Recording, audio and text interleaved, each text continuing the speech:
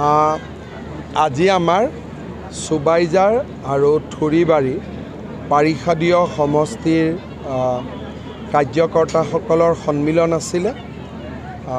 ইয়াৰ পিছত মানস চেৰফাঙতো এখন সভা আছে।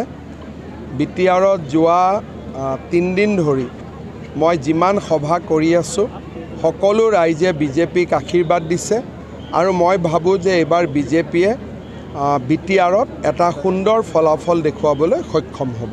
স্যাৰ ইউপিপিএল আৰু ডিপিএফে একত্ৰীকৰণ এটা প্ৰচেষ্টা চলি আছিল, কিন্তু কালি যদি ডিপিএফে 22টা আসনৰ প্ৰাৰ্থিত্ব ঘোষণা কৰিলে তেতিয়াতো তেওঁলোকৰ সম্ভাৱনা নাই মিত্ৰতা। চাওক, মই মোৰ এইটো ক্ষেত্ৰত কমেণ্ট এটাই যে বিপিএফ আৰু ইউপিপিএল দল যদি একত্ৰিত হয় তেতিয়াহ'লে বিজেপিয়ে তাক আদৰণি জনাব আৰু বিজেপিৰো সুবিধা হ'ব যে এটা দল হ'লে কাৰ লগত কথা পাতিম সিদ্ধান্ত ল'ব নালাগে, যি আছে তাৰ লগতে পাতিব লাগিব।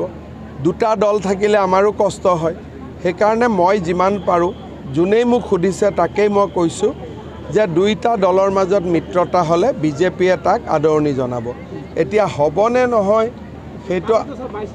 সেইটোতো আপোনালোকে আপচুক সুধিব লাগিব, যিহেতু আপচুৱে এইটো ক্ষেত্ৰত আগভাগ লৈ আছে। মোক সুধিলেতো তাৰ উত্তৰ মইতো দিব নোৱাৰোঁ।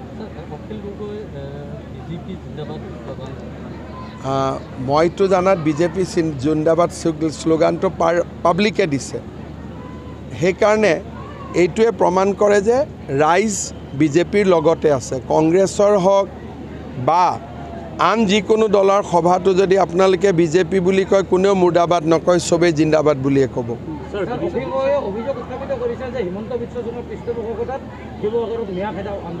সেইটোতো মোৰ পৃষ্ঠপোষকতাইতো হ'ব আৰু কাৰ পৃষ্ঠপোষকতাত হ'ব? মইতো কৈ আছোঁ যে যি জেগাত যোন থাকিব লাগে সেই জেগাত সিয়ে থাকিব লাগে।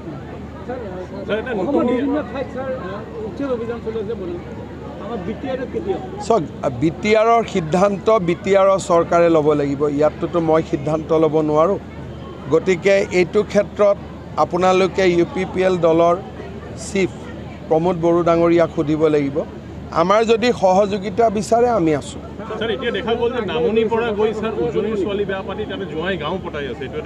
চাওক, বহুত কিছুমান নতুন কথা হৈ আছে। এইকেইদিন বহুত কথা পোহৰলৈ আহিছে আৰু বহুত কথা আছে যি এতিয়াও পোহৰলৈ অহা নাই।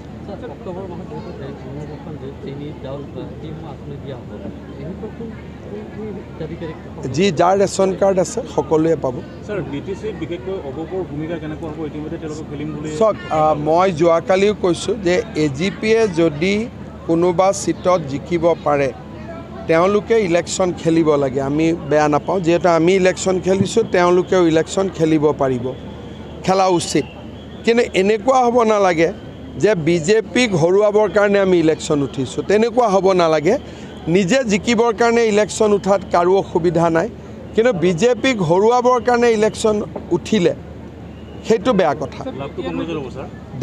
মানে কংগ্ৰেছৰ হয় কাবাৰ হয় মই নকওঁ, কিন্তু এজিপিয়ে নিজে জিকিবৰ কাৰণে ইলেকশ্যন উঠক, বিজেপিক হৰুৱাবৰ কাৰণে ইলেকশ্যন উঠিব নালাগে।